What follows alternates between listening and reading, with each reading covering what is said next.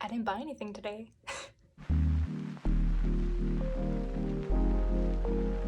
I know that that's probably a super simplistic thing to say, but I was this close to getting this cute little green Hoya, I think it was. It was green like a neon pothos kind of green, but it was like a wax plant. It was so cute. $7, but I stopped myself.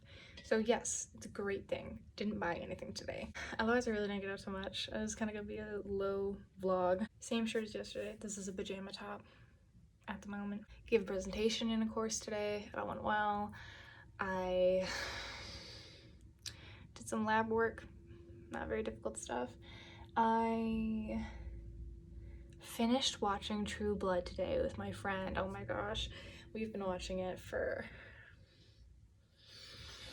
I'm trying to think of when we started, and I think we started before Halloween. So it's been a while. It's been a long time coming. I won't give any spoilers, but I felt like it was a little anticlimactic, and I was kind of surprised at who turned out of like the bad guys in the show, who turned out to get the most cruel punishment. I was really surprised about that. So hopefully that doesn't spoil anything. But I do have something funny well, not funny. It's funny in a cruel joke kind of way. I was thinking about how so I am non-binary, I use they them pronouns, but I know that people typically code me as being a woman. I seem very feminine in a lot of my expressions and the way I dress and talk and etc.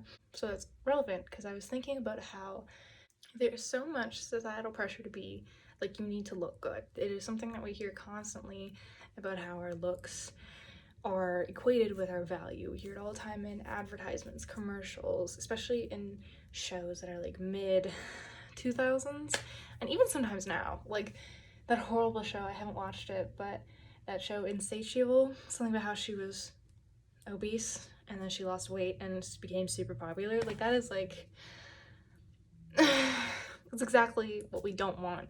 But anyways, and I was thinking about how any time, effort, and energy you put into looking good, that's energy taken away from you and taken away from things. Even if you like to look like that, there is an emotional strain and a strain on the psyche to think that you have to look like that in order to be valuable. And so we'll experience that, but then there's also the additional pressure of you can't act like you know that you're hot, because that's vanity, that is being egotistical, that is being self-centered, self-absorbed. And so it's this constant state of needing to look good, needing to act like you don't know that you look good, but constantly be posturing so that you look good. See what I'm saying? And I think about that sometimes, and I especially think about it when I take a picture of myself, as many people do, and I think that I look so cute. But is it vain for me to share this? Is it vain for me to post this picture for no reason, just because I like how I look? And some people may have already worked through that, and I'm really happy for them if they did. I'm adjusting. I'm like crouching on the ground because I don't have a proper stand or anything for my phone. You're leaning up against like a half-empty candle on a nightstand. Like, I'm on the ground because this is my bed. This is me. I'm really kneeling to be in shot. Just that there's this constant dichotomy of you need to be hot, you need to look good, you need to be visually appealing, but you cannot act like it. You need to be humble, you need to be this, you need to be that. And maybe someone's watching this is like, yeah, but you know you don't need to be those things.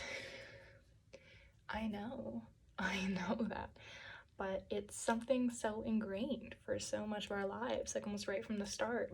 It's okay if it takes a while for you to get through it, and it might be something you never quite fully get over, but it's good enough if you're trying, if that makes sense. I don't know.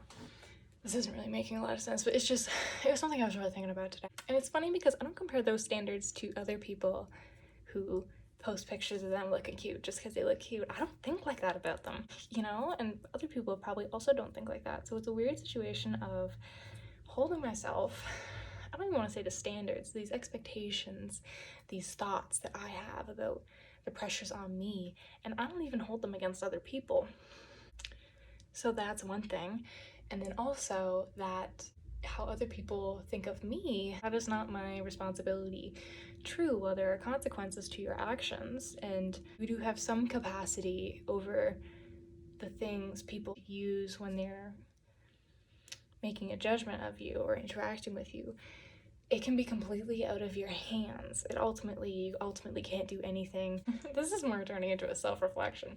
So I'm stuck in this situation of feeling like I have to be hot, I have to be hot, I have to be hot. I think I look, this is me, self moment, toot my own horn. I think I look good. And even at the times when it's not typically, maybe, I wouldn't expect somebody else to be like, oh, they look good. It's, I like how I look in a way of like appreciating the meat suit that I'm moving through this life with and making things happen with. Feeling that I have to be good looking to be valuable, but also that I have to be humble about it, or else I don't know. And that's the thing, is I can't even point out quite what the consequence would be if I wasn't humble about it. And so there's that situation, and then there's the reality that I don't hold other people to those standards, and it's not my responsibility or my problem if other people hold those standards to me. This is a big thought exercise, and that I really just have these two situations. Yeah. Anyways, there's like not really a conclusion to this. I'm just kind of talking about thoughts that can come to mind if you really get into the pressure of looking good, the pressure to look good. Yeah. I don't know, that's really it. Like, I have nothing quite really to say other than that. If you're interested in hearing more thoughts on that subject, I would recommend going to take a gander at Florence Given. She's mostly active on Instagram, but she has a book out. I love it. I've shown it on my page, called Women Don't Owe You Pretty, but also her other thoughts on the pressures of femininity and being perceived as a woman, moving as a woman, like moving through the world as a woman or someone who's coded as a woman by other people. The ways that is just so draining. It's such a catch-22, damned if you do, damned if you don't. But